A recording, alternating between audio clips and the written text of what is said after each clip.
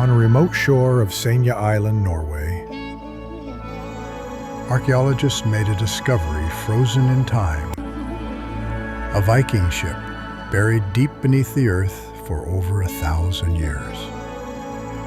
Inside, resting side by side, were the remains of a woman and her small dog. Experts believe she was of noble status, and her loyal companion was placed beside her to sail together into the afterlife. A love so strong, not even death could break it.